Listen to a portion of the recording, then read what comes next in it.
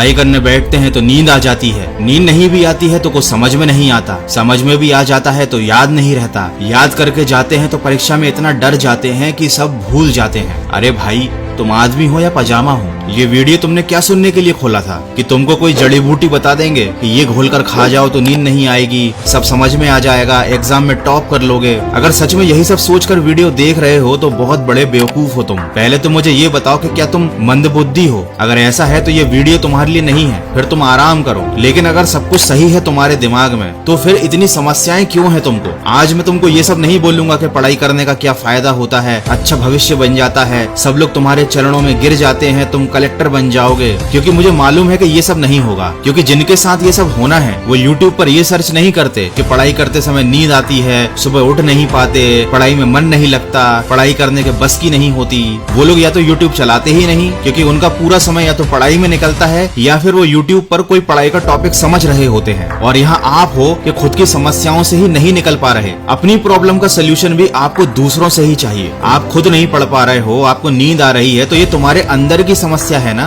जब समस्या तुम्हारे अंदर है तो उसे खत्म कौन करेगा? तुम करोगे, या कोई और तुम्हारे शरीर के अंदर घुस तो नहीं जाएगा। तुम कोई मशीन तो नहीं हो कि लोग तुम्हारे अंदर घुस जाएंगे और तुम्हें सही कर देंगे, तुमको मोटिवेट कर देंगे। मोटिवेट उसे किया जाता है जो संघर्ष कर रहा हो, जो लगा हुआ हो जी जान से, फिर भी उसके साथ बुरा हो रहा हो, उसे मोटिवेट किया जाता है ताकि वो हार ना माने। तुम्हें क्या कोई मोटिवेट करेगा? तुमने तो शुरुआत ही नहीं की। हार मानना तो बहुत दूर की बात है। कड़वी लग रही होंगी, बुरी लग रही होंगी मेरी बातें, सच ऐसा ही है, इससे भी ज्यादा कड़वा और बुरा। जब ऐसे ही जिंदगी कटती रहेगी, सोते हुए, ऊँगते हुए, अलसाते हुए, और फिर जब सारे सपने टूटेंगे तब और भी ज्यादा बुरा लगेगा। फिर भी तुम चैन से ही सोना। इस नींद के चक्कर में ही तो तुमने अपनी ये हालत कर ली है। अपनी जिंदगी को इस मोड़ पर ले आए हो कि अब तुम्हें सोने के अलावा कुछ समझ में ही नहीं आता। देखो, अभी भी टाइम है, तुम्हारे पास आखिरी समय बचा है, आखिरी मौका बचा है। नींद आ रही है तो मुंह पे पानी मार लो, नींद आ रही है तो जाकर नहा लो। अगर ठंड ज्यादा लग रही है, ये सब नहीं कर सकते तो थोड़ी देर के लिए किताब को बंद करो और थोड़ी सी दौड़ लगा कर आओ,